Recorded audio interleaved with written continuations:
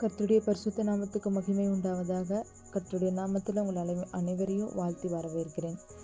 பிசாசின் வல்லமையிலிருந்து விடுவிக்கும் தெய்வீக வழிமுறைகள், இதை பற்றி ஆவியானவர் எனக்கு கற்றுக் கொடுத்த ஒரு 4 காரியங்களை உங்களிடத்துல நான் கற்றுக் கொடுக்கணும்னு நான் விரும்புகிறேன். பிசாசின் வல்லமையிலிருந்து நம்ம எப்படி அதை நம்ம மேற்கொள்ளணும், எப்படி நம்ம அதிலிருந்து நம்ம ஜெபிக்கணும், அந்த சூழ்நிலையில் நம்ம எப்பேற்பட்ட விசுவாச அறிக்கைகள் நம்ம செய்யணும்ன்று உங்களுக்கு நான் கற்றுக் கொடுக்கிறேன். முதலாவது, கர்த்தரை நம்ம துதிக்க கற்றுக்கொள்ளணும். இப்பேற்பட்ட சூழ்நிலைகள் வரும் பொழுதும் நம்ம கர்த்தரை துதிக்கிறத, நம்மளை உதடுகளினால் அவரை துதிக்கிறத நிறுத்திவிடவே கூடாது. யோசபாத்து அவனுடைய ராஜாவும் என்ன பண்ணாங்க, அவனுடைய சேனைகள் எல்லாரும் கர்த்தர் நல்லவர், அவர் என்றும் மாறாதவர் என்று ஓயாம அதை துதித்து கொண்டே இருந்தாங்க. நீங்க முடிஞ்ச நடுஜாமங்களில் கூட நீங்க எழும்பி துதிக்கலாம்.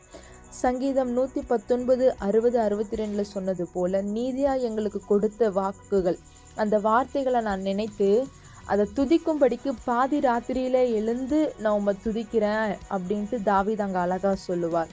ஹல்லேலூயா. துதியினால கோட்டைகள் விழும். எரிகோ கோட்டைகள் துதியினால விழுந்தது. உங்களுக்கு விரோதமாய் எழும்புகிற அந்நிய நுகங்கள், உங்களுக்கு விரோதமாய் எழும்புகிற சத்ருவின் சதிநாசங்கள், சத்ருவின் திட்டங்கள், எந்த கிரியைகளா இருந்தாலும் நீங்க துதிக்க துதிக்க அவன் வெட்கப்பட்டு போகிறத உங்கள் கண்களால நீங்க பார்க்கும்படி கர்த்தர் செய்வார். இரண்டாவது காரியம் என்னன்னா, தேவனுடைய வார்த்தையை உரக்க சத்தமா அறிக்கையிடணும்.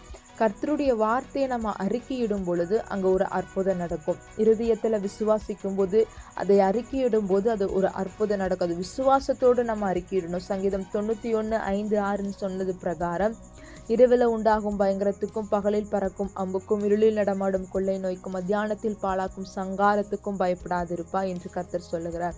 இந்த காரியங்களுக்கெல்லாம் நம்ம பயப்படக்கூடாது. ஏனென்றால் கர்த்தருடைய வார்த்தையில் அது ஜீவன் இருக்கிறது, அது நம்மளை உயிர்ப்பிக்கிற வார்த்தையா இருக்கிறது. அதே போல லூக்கா 10:19 சொல்லுகிறது, இதோ சர்ப்பங்களையும் தேள்களையும் மிதிக்கவும், சத்ருவின் சகல விதமான வல்லமையை மேற்கொள்ளவும் அதிகாரம் கொடுத்திருக்கிறார். அது ஒன்று உங்களை சேதப்படுத்தாது. சத்ரு உங்களை தொடணும்னு நினைச்சாலும் அது சேதப்படுத்தாது. நீங்க கர்த்தருடைய வார்த்தையில நிலைத்திருக்கும் பொழுது, அவருடைய வார்த்தையை நீங்க அறிக்கை செய்யும் பொழுது அது உங்களை சேதப்படுத்தாது. எந்த ஒரு செய்வினையின் கிரியைகள் உங்களை தாக்க முடியாது. சர்பத்தின் கிரியைகள், மனுஷிக ஆவிகள், செத்த ஆவியின் கிரியைகள், எந்த கிரியைகளும் உங்களை மேற்கொள்ளுவதற்கு அதிகாரமே கிடையாது. நீங்க ஒண்ணு செய்யணும், கர்த்தருடைய வார்த்தையை நீங்க அறிக்கையிட்டு அது விசுவாசத்தோடு அறிக்கையிட்டு கொண்டு இருக்கணும்.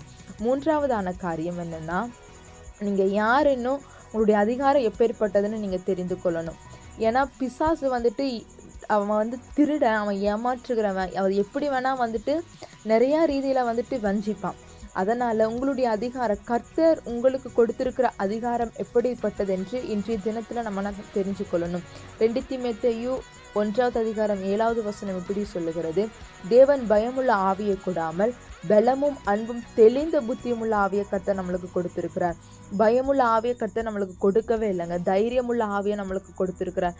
அவனை மேற்கொள்ளுகிறதுக்கு கர்த்தர் உங்களுக்கு அந்த தைரியத்தை கொடுத்திருக்கிறார். உனக்கு விரோதமாய் உருவாக்கப்படும் எந்த ஆயுதமும் வாய்க்காதே போகும் என்று கர்த்தர் சொல்லுகிறார். அல்லேலூயா. உங்களுக்கு விரோதமா சத்ரு எந்த ரீதியில வேணா எழும்பலாம். ஒரு வழியா வருகிறவன் அவன் 7 வழியா திரும்பி போக கர்த்தர் பண்ணுவார்.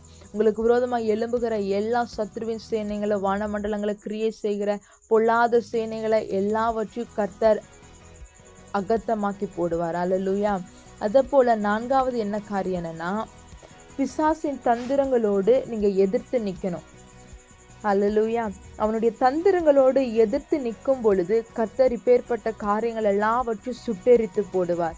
1 யோவான் 4:4 பார்க்கும் பொழுது, உலகத்தில் இருக்கிறவனிலும் உங்களில் இருப்பவர் பெரியவர். அல்லேலூயா.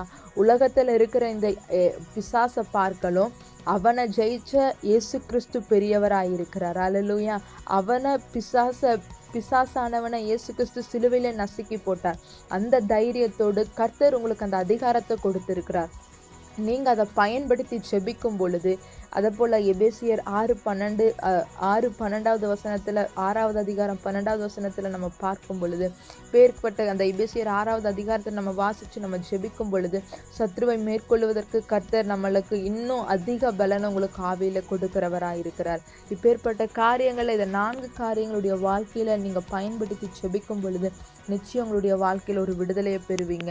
சத்ருவின் கோட்டைகளை நீங்கள் தகர்த்தெறிக வல்லமையுள்ளவர்களாய் கர்த்தர் உங்களை மாற்றுவார். அல்லேலூயா. கர்த்தர் தாமே இந்த வார்த்தைகளை ஆசீர்வதிப்பாராக. ஆமென். Praise God.